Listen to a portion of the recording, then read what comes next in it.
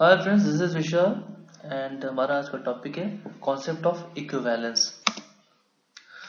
सो यहाँ क्वेश्चन है हमारा कि sales of Alto and Honda in 4 quarters of an year is given, right? Sales of Alto is 10,000 whereas sales of Honda is 20,000 by volume से। ठीक है, अब यहाँ जैसे कंपेयर करते हैं कि sales of Alto in first quarter is to sales of Honda in third quarter, right? So what is the ratio? If question is like, तो how will do it? देखते हैं। in sales of Alto in third quarter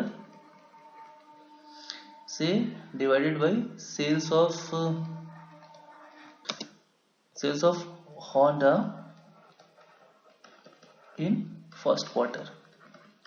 ठीक है, तो we will solve it like sales of Alto in third quarter is what?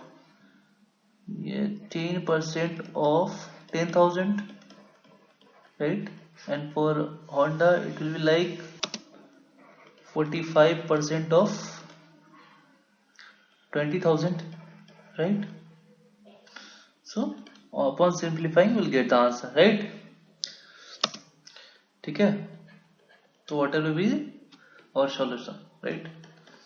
अब एक important चीज है यहाँ पे देखना है, जैसे अगर क्वेश्चन रहता कि sales of Alto in first quarter is to sales of Alto in third quarter, तो we will simply divide, right? First quarter के लिए 60% एंड थर्ड क्वार्टर के लिए 10%।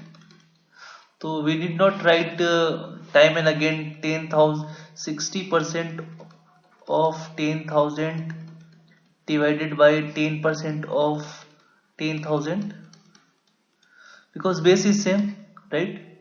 तो somehow अगर हम ये दोनों का अगर बेस सेम कर ले, ठीक है, और अकॉर्डिंगली इसके परसेंटेज को वैरी कर दें तो हमारा सिंप्लीफिकेशन आसान हो जाएगा, कैलकुलेशन आसान हो जाएगा। देख लेते हैं, बताता हूँ मैं।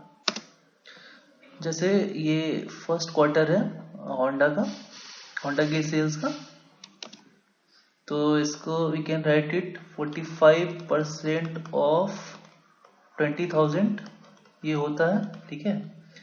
और अगर बेस हमें चेंज करना है तो इसको 10,000 कर सकते हैं, तो इधर 2 से मल्टीप्लाई हो जाएगा, 2 into 45% of. Please concentrate here, ये क्या मैंने किया, ठीक है। अब हमारे ये बेस और ये बेस सेम है, राइट? तो इसका मतलब ये है 90% ऑफ 10,000, ये सेल्स ऑफ होंडा है, sales of Honda in second quarter, sorry first quarter, ठीक है। ये कोई एग्जैक्ट वैल्यू नहीं है, मतलब hypothetically we are calculating, that's it. मतलब जो फर्स्ट क्वार्टर में सेल्स आएगा एग्जैक्ट वो सेम रहेगा, बट ये 10,000 हमने अज्यूम किया जस्ट कैलकुलेशन इजी करने के लिए, राइट? यहाँ तक क्लियर? अब देख लेते हैं। लाइकवाइज अगर ये होंडा के सेकेंड क्वार्टर की बात करें विच इज 30%, तो ये भी सिमिलरली 2 इंटू 30% हो जाएगा अगर 10,000 बेस लेंगे तो। जस्ट ए मिनट, ये दिस इज 30% ऑफ 20,000, राइट?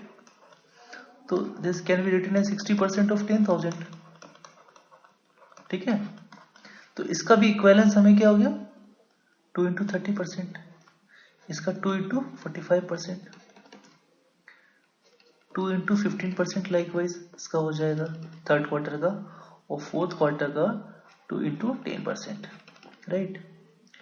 और ये यहाँ नोट करना, ये 2 क्या है, ये 2 ये इसका रेशियो है। Please note it here and concentrate. Sales of Honda is twice that of Alto, right? अगर यहाँ पे से n होता, ये अगर sales of Honda n times of 10,000 होता, ठीक है, तो कॉरस्पॉन्डिंग वैल्यूज जो होता इसके परसेंटेज का, first quarter, second quarter and so on, वो n टाइम्स बढ़ जाता। Like just a minute, first quarter में ये होंडा के लिए अगर लिखते तो फर्स्ट क्वार्टर में इक्विवेलेंट परसेंटेज n इंटू 45% हो जाता, सेकेंड क्वार्टर में n इंटू 30% हो जाता। ठीक है, लाइकवाइज हर एक क्वार्टर में n into given percent, right. चलिए देख लेते हैं इसमें क्वेश्चंस कैसे आसानी से बन जाता है। ठीक है, what is ratio of sales Alto in first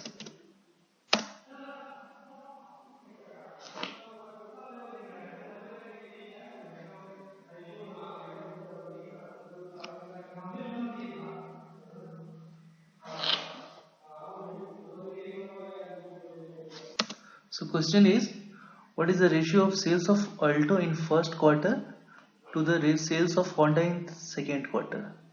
तो sales of Alto